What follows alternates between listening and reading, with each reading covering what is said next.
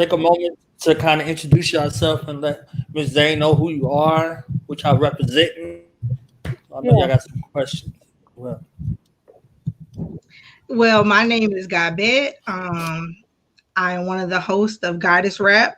Goddess Rap is our mission to basically bring women of color together to unite, to heal, to just connect overall globally. So that is what we're here to do, and this is big for us to even be able to connect with you right now. So like we're excited to make this connection, to be here in this moment in time, and to continue this cycle of connecting women together so that we can heal and do what it is that we need to do in this lifetime. So Absolutely. Great. Great. yes, Marie. Yeah, like I don't even know where to start. I'm Marie. I'm the co-host of Goddess Rap, and like this whole show, everything you do is kind of right in line with what we do, in Mm-hmm. that we're part of the mission of Goddess Rap in healing is also reclaiming our lives for ourselves. Part of that includes our sensuality, and Mm-hmm. yeah, I'm ready to eat off everything. All the jewels you're gonna share. Oh, great. I don't even Great. want to talk. I'm just like, Yes. I know one of the questions I had and I wanted to ask is on the writer standpoint, and that's as it relates to you. Like, what is a good setting for you? Like, where do you like to write? Like, what is where do you get your creative juices flowing? Like, where do you write at? Wow. It depends. I have written everywhere from a ski lodge to, going away to write in hotels, to sitting on my couch, to being in a coffee shop. I've tried all different types of things. I don't know what my perfect situation would be, to be honest with you. It would probably be somewhere secluded, though. Definitely somewhere secluded, uninterrupted. Whether it's my office or a hotel room or something like that, just having the ability to be able to focus. That's what it really comes down to. Yeah, being able to focus. you caught how that parallels, setting the mood for the bedroom as well. But it's crazy because I think that in listening to you today, um, the things that I take from it, from your work, sitting up here going through here trying to find like my, the parts I really like, but is different now as an adult because Mhm. and also being a writer, um, I'm looking more at your work, trying to better understand the craft, um, Mhm. and just having the courage to say things as a writer that a lot of times writers don't ever feel like they're writers. And then when you brought out the points about being an author and the difference between writing and authoring, um, it was just like so on point. Um, First, having the courage in yourself to invest Mhm. the time and the energy to nurturing your gifts and then birthing it and presenting it to the world. Um, I wanted to know a little bit about, I guess I had a whole slew of questions, but the um the the cultural atmosphere at the time when you first hit the scene. Mhm. I know for me and Gabit and a lot of women of our generation, um, you provided sex ed for a lot of us. Uh-huh. And I'm gonna come back to that point later, but for those that don't know who this woman is, because could you go a little bit into that? Like, what were things like when you first hit the scene? Well, when I first hit the scene, there was a lot of white erotica. There was very little black erotica. And that's one reason why I decided to do what I did, because a lot of people were telling me I shouldn't do it, quite frankly. A lot of different writers that were already published were like, don't do it, Zane, write something else, put something else out. And I said, well, why should I not put this out? It's all about, why should women feel like they can't be comfortable in their sexuality? Which is why with the Sex Chronicles Shattering the Myth, I talked about the different myths that I was shattering. Black women being, not that sexual, women being less sexual by nature than men, all of those different myths like that. So when I came along, there was very little talk of it, particularly when it came to Black sexuality. And after I came out, then it became an explosion of people wanting to embrace their sexuality and stuff like that. But it was a challenge in the beginning. A lot of bookstores said they would never sell my work. Then they thanked me for keeping their lights on. Yeah, it was a challenge. But I felt like, why should I feel ashamed of it? Why should women not embrace their sexuality? And, a lot of it, even before I put a book out, I was doing a lot of advice email from the beginning, women from all over the world. And it was crazy because, one country that was really sexually oppressed that I got a lot of emails from was India. A lot of women are very sexually oppressed in India. And, but I was getting these, pleas or people asking me for advice from all over the world. And then a lot of women just thanking me for letting them know that they were normal, that there was nothing wrong with them. So it was interesting back then. And now, of course, there's been a big explosion. And while Little Kim and stuff was out and a couple of people now, like even now, look at the people, the fit people having over the WAP video, the WAP song. I'm like, for real? And even before I saw it, I made a post. I said, I haven't seen it yet.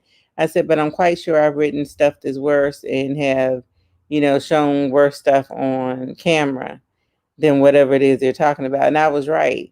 But even now, with people having this big fit over the WAP thing, I'm like, okay, y'all are freaking out over two Black women or two women of color, I guess. I think Cardi B is actually a Latina, talking about their vaginas. I mean, it's like y'all are freaking out that much over it. So it's really interesting. I feel like it's still a lot to be done.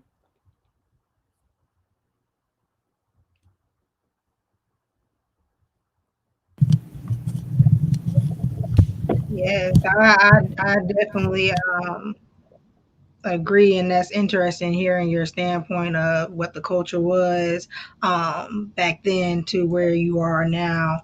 And that brings me to another question: how do you feel as a writer current day than you did starting off? I mean, as for me, I feel the same. I haven't changed anything about myself. I mean, I'm more mature, obviously. Nobody should be in the same spot after 23 years.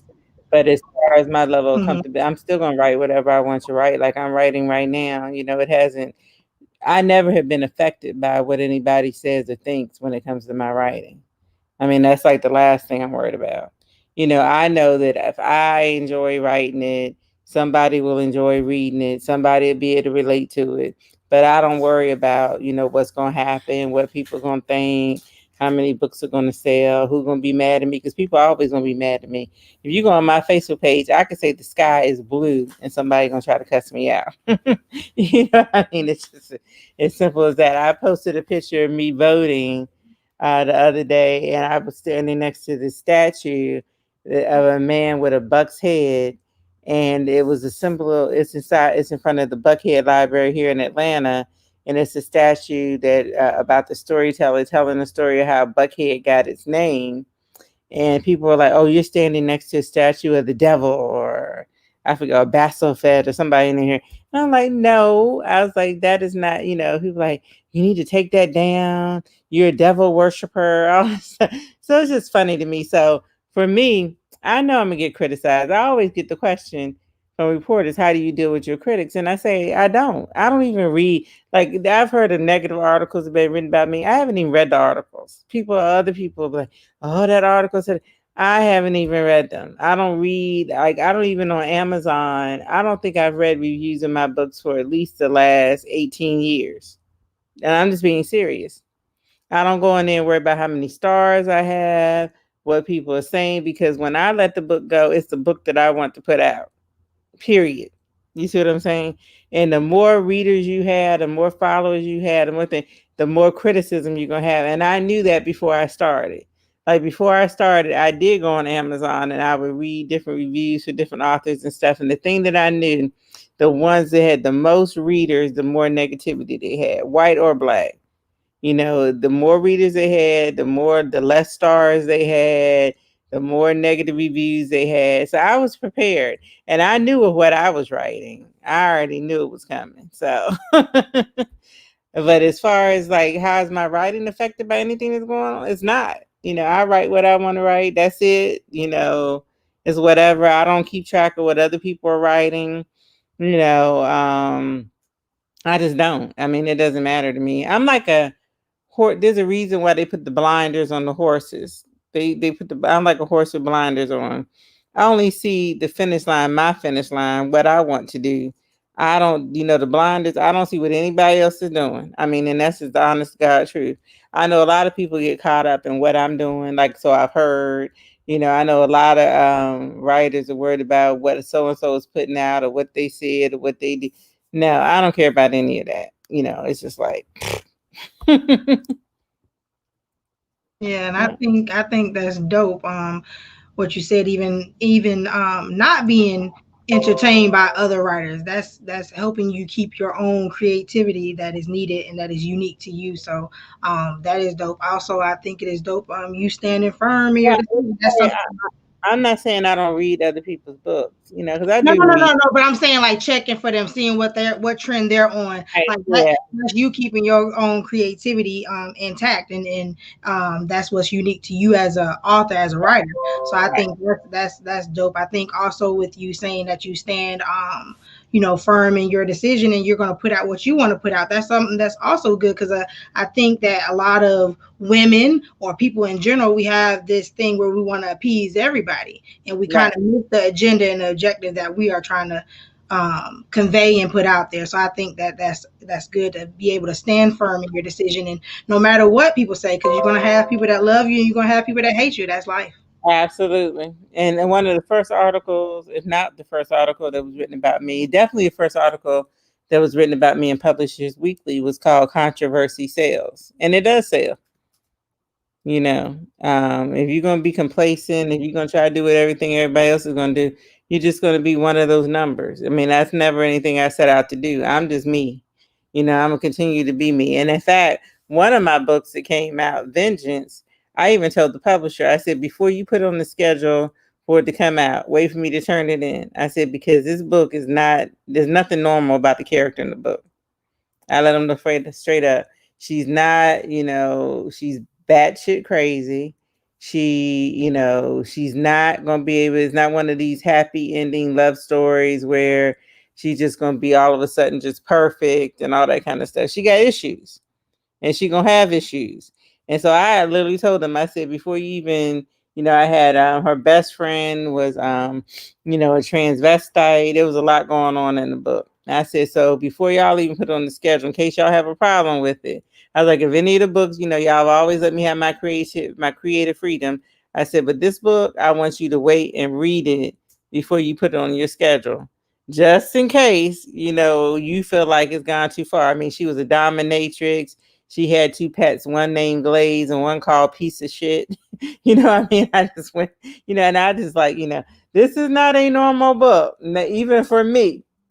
So before you say it's coming out such and such a date, let me turn the whole book in and you decide if you really want to put it out, because this might be one I need to just put out, self-publish myself or something.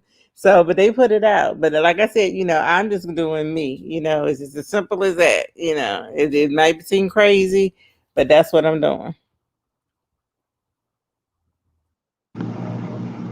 Wow. Like, Okay, so before reading these Mhm. books, I thought you were fearless before, but talking to you now, that has just confirmed it within me. But have you always been like that? Like, is it something that you had to I've grow always been like into, this. or? I've always been like this. Even as a child, I've always, what I believed in, I believed in. I've always been very observant, though. Like when people used to get in arguments, like say I would have been somewhere when I was younger or college age or whatever, and men and women were arguing about something, we were out somewhere and people were arguing. They were like, what do you have to say about it? I'm like, I'm just listening. Because to me, it was what I call a moot point. It's a debate where everybody could be right. I would just sit there and listen, but I've always done me, and been who I am. And it's just as simple as that. And some people like it, some people don't. Some people call me their mean auntie or their mean cousin or whatever because I always keep it real. Some of my friends, they get upset with me, but then they thank me because a real friend will tell you the truth, or at least what they see going on. They're not going to sugarcoat it or anything like that. So some of my friends think I'm very hard on them, but I'm just being honest, particularly if they're calling me about the same thing over and over again. That's what begins to irk me. It's like one of my friends had this big fight. One of her boyfriends got up in the middle of the night and left. And then we went to a play the next day. I'll never forget this. I was still living in DC and she was just like, do you think I should call him? Do you think I should? And I'm like, my whole thing is, what is the purpose of having a tantrum in the middle of the night if you just want to go back over there the next day? I mean, just keep your butt in bed, suck it up. Like he had gotten a text or a call from somebody else and she threw this whole tantrum and left and all that stuff. I'm not leaving out 3 or 4 o'clock in the morning. If I leave out 3 or 4 o'clock in the morning, I'm not coming back. Period. You know what I'm saying? Rather less that right next day. So a lot of my, or if they're complaining about their jobs or their living situation, whatever it is, I'm gonna tell them, look, if you're not doing all that stuff is solvable problems. My whole thing is I get irritated when people put solvable problems in the unsolvable category. Most problems can be solved, but a lot of people just want to feel it seems like they're helpless and just want to complain. And also, I'm not the one to sit there and deal with all that. So to answer your question, I've always been like this. Thank you. No, you answered it. You answered it. Even my kids get mad at me I about wanted the to know if you could. fact.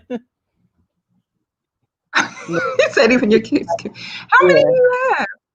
I had 3, but like I'll be talking to them like this, and they be like, "Why are you yelling?" I'm like, "I'm not yelling. This is I'm talking about. You may not like what I'm saying, but I'm not yelling. I mean, I'm just talking, and I'm going to tell you what's on my mind. And if I say no about something, I'm not going to explain myself. You know what I mean? I made it clear with all of my kids. I don't do tantrums. They knew that from an early age. You can, if you want to lay down on the floor, turn blue and run over, whatever. So that's not going to make me give you your way. I don't do tantrums. Well, they're older now, but and they think that this is yelling when I'm just talking. That they don't like the way I say stuff. So that's that. Then it becomes, oh, you yelling. Oops. Sorry. Give me 1 second. Okay, I'm back. All right, so let me interject real quick and ask about the movie Addicted, because we got some people in here that love the books. Okay, so what was it like for you? I went to the movie to see that thing. You understand what I'm saying to you? Mhm. So, what was it like for you to see one of your first thought forms? That you invested your time and energy in. Hit that screen, and involved were you in the process of the movie as well? Well, I was very involved. I was one of the executive producers. I chose the director. I chose the script writer. I, helped cast the movie. I actually was scheduled to be on set. I was not on set because we filmed Addicted over a 19-day period here in Atlanta. I was on a 28 city, 35-day book tour that could not be canceled. And the date for shooting changed. It got pushed back and it interfered with my book tour. So I didn't really get to see it filmed. However, I was involved in like all of the choices about what happened, you know. in regards to the film. Did I miss a question? Oh, what somebody said, what Here's made a you question decide to right do a here. medical or a psychological angle? I decided to do that because actually Dr. Marcella Spencer in Addicted and Nervous and Vengeance is based on one of my friends here in Atlanta, a Black female psychiatrist. And I remember when I known her a long time since I was in high school. And I remember when she was trying to decide whether or not to become a regular medical doctor or a psychiatrist. And she was afraid she wasn't going to be able to get any patients because African Americans tend not to want to go get therapy. Even today, a lot of us do, but a lot of people still don't. So I remember having that conversation with her when she was trying to decide if she wanted to be a psychiatrist. And what ended up happening, she's a very prominent psychiatrist here in Atlanta. And I can tell you her name, Dr. Angela Shannon. She ended up being one of the top doctors or the lead doctor at the jails here. And now she's a child and adult psychiatrist. She does telepsychiatry now. But for many, many years, her patients were the ones that didn't get the help when they needed when they were younger. So hers were the serial rapists, the serial killers, people that just didn't get the help that they needed when they were young. So because of that, I thought about, like, if you read all of my books, Addicted, Nervous, and Vengeance, their issues stem from their childhood, stuff that was not addressed when they were children. And that is one reason why I decided to take that angle to show, there's nothing wrong with getting therapy because in each one of those books, each one of them go see Dr. Spencer, but they all have different issues. But all of the issues stem from their childhood. And Addicted, it was, sexual abuse as a child. And Nervous, the woman had a dissociative personality disorder. She had multiple personalities because of something she dealt with for child, which ended up being incest. And then in Vengeance, I wanted to deal with systematic or generational mental illness in families. You know, I was actually watching a video this morning on YouTube, about somebody, a real person who was dealing with psychological issues, whose mother was a schizophrenic, but she's not a schizophrenic. Her issues are different. And so in Nervous, it was the same thing. The grandmother had something wrong with her. So her mother ended up having something totally different with her. And then the young lady that I wrote about, she had like an explosive personality disorder where she would just explode, at different times. And so I wanted to write about, because I see it. I have friends who I know have issues, and I see stuff starting to manifest in their children that they're not addressing because they haven't addressed their own issues. So it may not be the same exact disease, mental illness, but it can be, manifest in the children. Okay, I wanted to ask. This is Domestic Violence Awareness Month, and I Mm-hmm. know you dealt with a lot of people over the years in that particular category, and you made reference to Mm-hmm. that minute. Can you kind of go into that and also, kind of share some things, You, with you our said the sisters minute. that are, You said I made reference to how to overcome that. right. You said I made reference to the minute. That's what you said. Yes, yes. Okay, you really done your research on me. No, what I always tell people is that you can't really help anybody until they get to what I call the minute. Really, sometimes even the second. The second of the minute of the hour of the day where they realize that's it. They're not going to take another. They're not going to deal with it another. Another minute. And until somebody gets to that point, there's very little that you can do to convince them to get out of an abusive situation.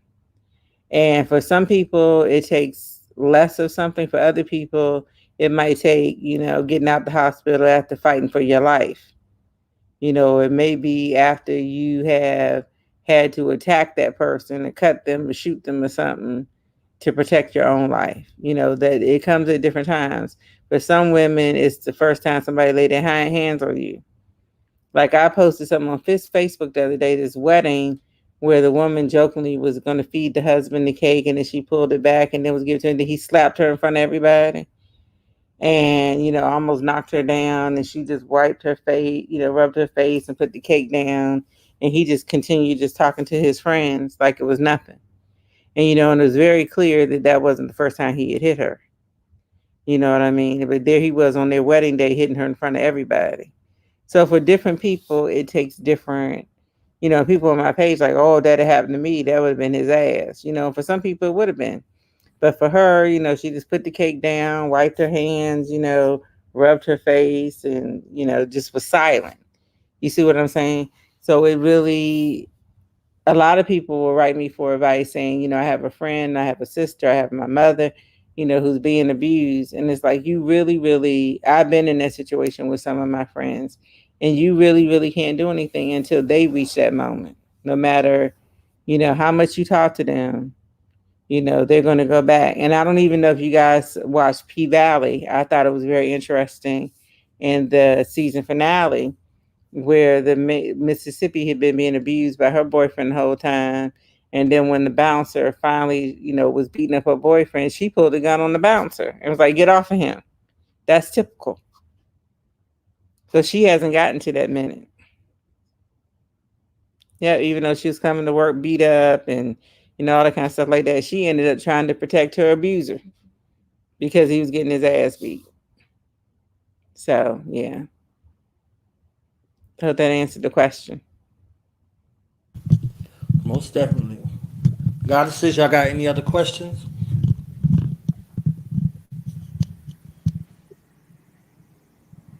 Marie, you have a question? I'll let you go first if you do. Yes. I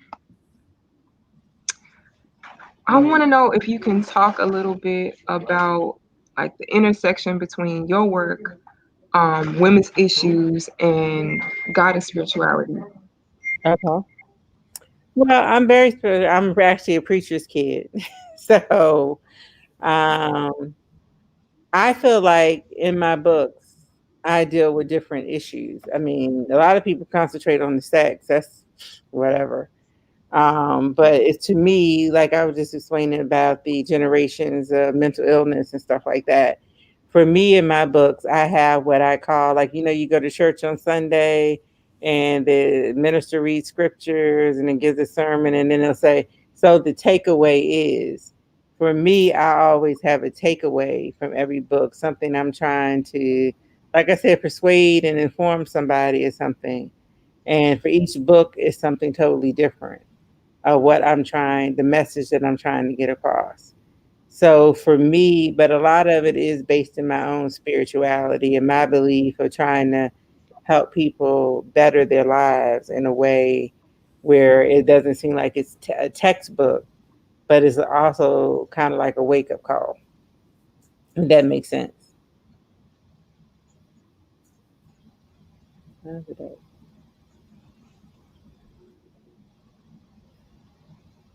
Did I answer the question?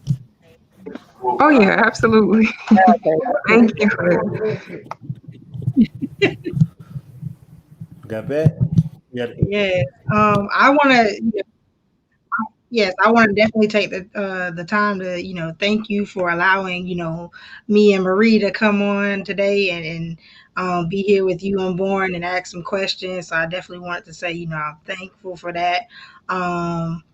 The question that I have is, and it goes on a little tangent of what we spoke about earlier about how people are viewing your books in general,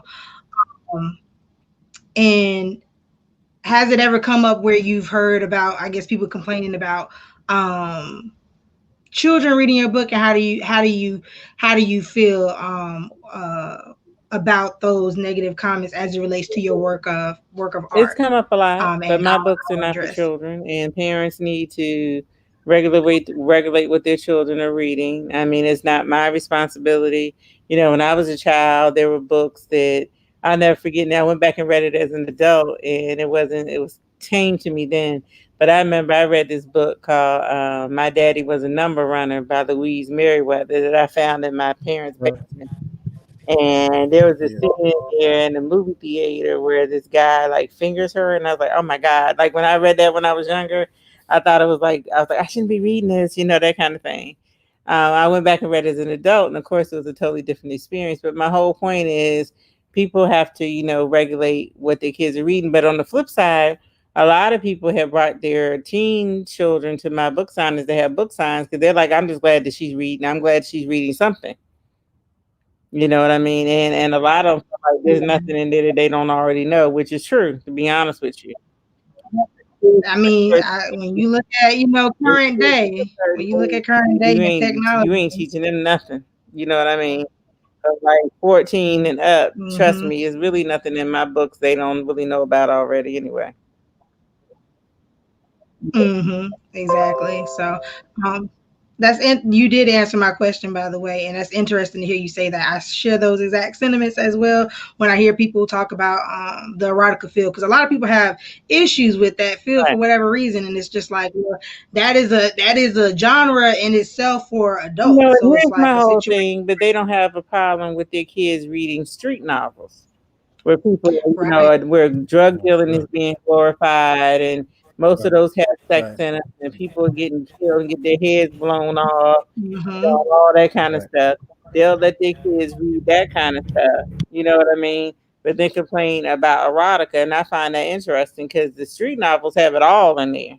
They do. They have like you said, the street violence, all that, and they have a little bit of erotica in there as well. They had the sex, but hmm sometimes it's very rough, graphic sex, people getting raped and, all hmm that kind of stuff like that. And women, because the one thing I say about my books, people can say what they want, but there's nothing in my books that I feel is degrading to women in that respect.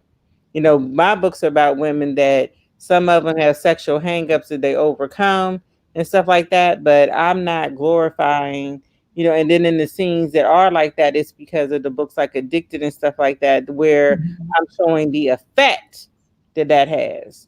I'm not glorifying, that kind of stuff. There people, stuff being done to somebody with a gun and all that kind of stuff like that. No, y'all can't. Nobody can say I've done that kind. I've written that kind of stuff. No, and I think that's where it has to take a place where you have to understand who is your genuine fan base and who actually respects you for your work, and those who are just critiquing just because they want to have something to say. Because I guess people don't really understand that genre in itself and don't understand, the importance of it. And like I've written some stuff that I would never publish. Like I went back and read it late, and I said, no, we being responsibly. I'm not going to publish this. I don't want to give anybody any kind of ideas. So there are some things that I've written just because I have a very vivid imagination that I refuse to publish because of that reason. You see what I'm saying? I feel like it just goes a little bit too far. Yeah. It's irresponsible for me to publish it. So I haven't done that. Yeah, and that's good. That's good to have that balance. But like I said, we both I grew up reading your books and stuff, and it was a culture. Every girl had a book, and if we didn't have that particular book, somebody was gonna pass it around until after they was done reading the book. So it was that, and we enjoyed talking about that while we was getting ready for this show. So once again, thank you so much, and I'm looking forward to see what you have in store for us next. Okay, thank you.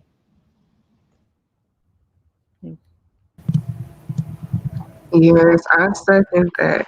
Um, no, I appreciated the comments you made about regulating what your child reads and whatnot.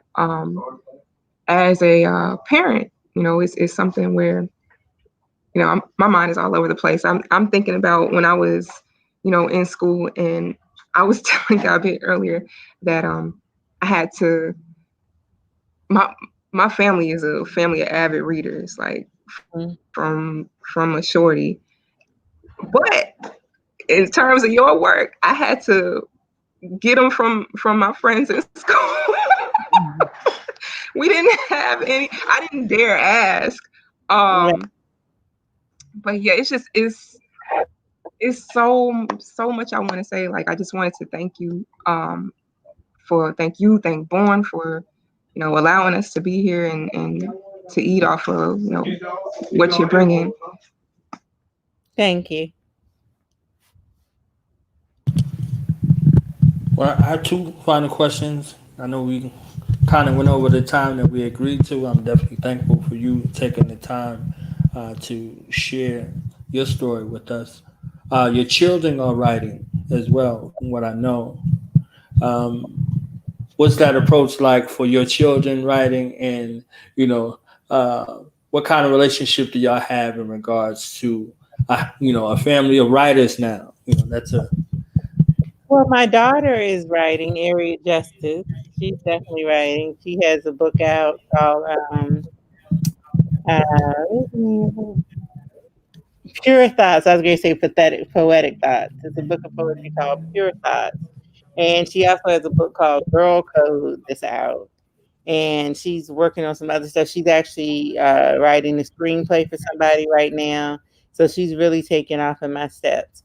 My two sons haven't published anything yet, but they're both very, and I'm not saying this because they're my sons, but they're both very brilliant. And I hope that they do publish something real quick. But eventually, I'm sorry, but they're real deep thinkers. They read a lot of Socrates and different stuff like that you wouldn't think somebody would be reading.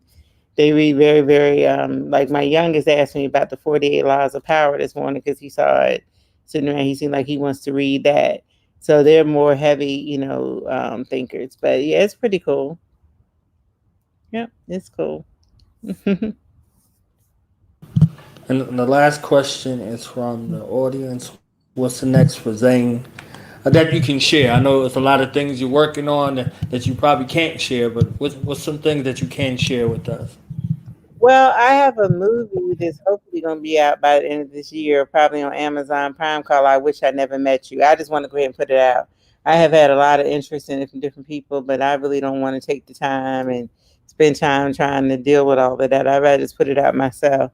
So look for I Wish I Never Met You. It's off the chain. It'll be coming out. Um, I'm working on my next 3 books right now.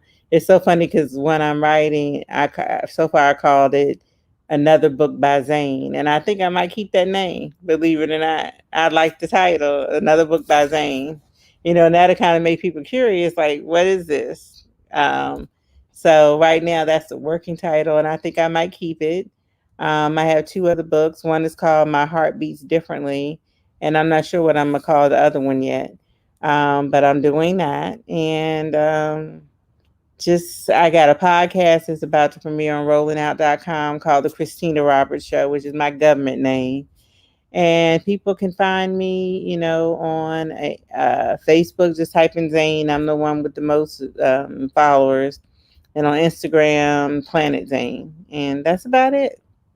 If anybody's interested in any book consultation, editing, book packaging, any kind of services to deal with publishing, my daughter and I do that. They can email us at planetzane@gmail.com for more information. And that's pretty much it.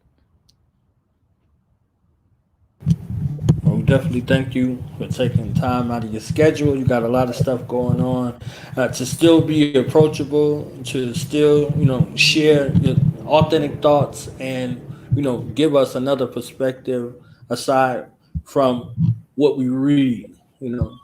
What we see, what we hear is just as important as what we read. So definitely Right. thank you again. And Okay. we're going to be looking forward to that podcast. Thank you.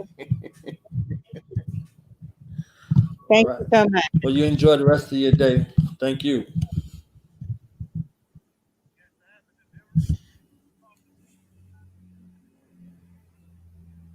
Thank you. I'm trying to figure out how to leave.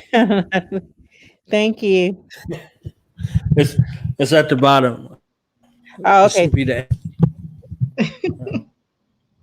right.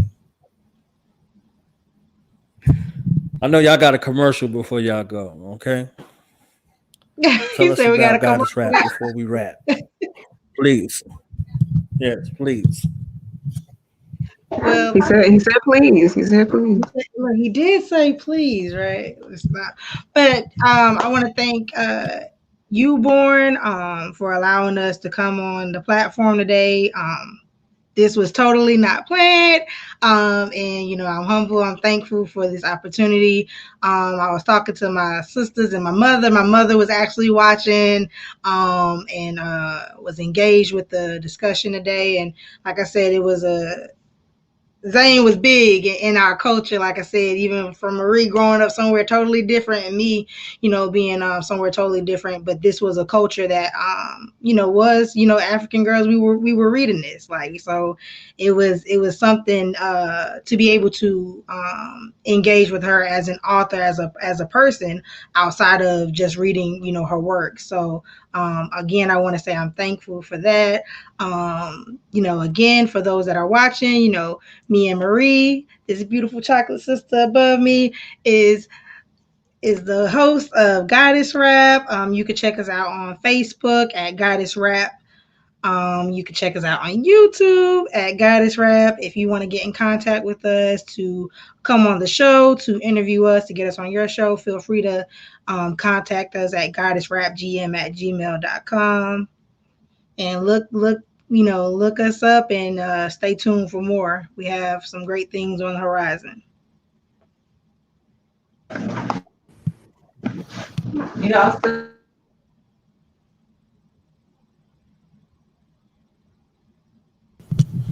I can't say anything better than how she put it. So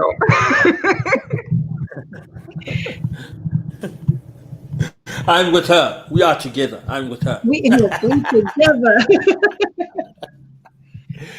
I definitely love the element that y'all brought here today. The sisters was in the building. I see Mama is in the building. Shout out to Mama. Hey, Mama. Hey, Mama. Okay.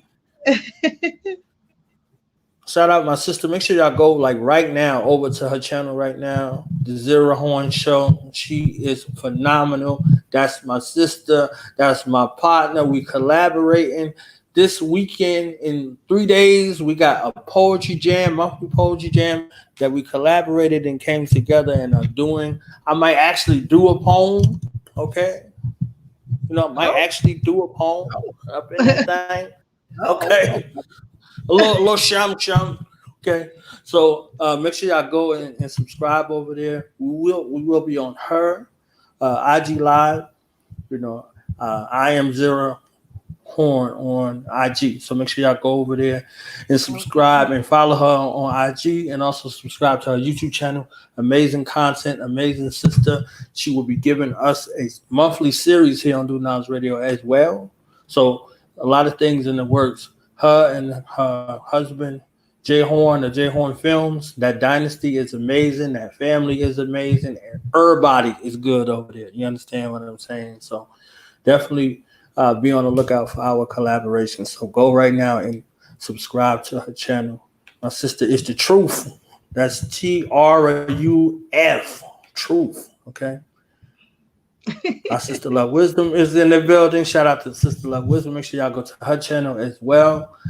She has some amazing content there as well. So look, all y'all talented sisters up in here, you understand what I'm saying? Make sure y'all get it together. So all those talented sisters that mentioning, we gotta link up. Right. Hey. Yep.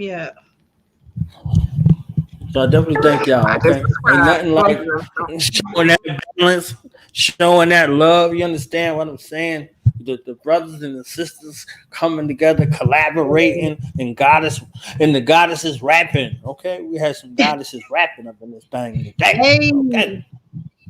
Hey, sounds good. So make sure y'all subscribe here, share this show. That interview was amazing. We got some other interviews in the works. Something serious, okay? Something a little serious, okay? All right, so we out for now.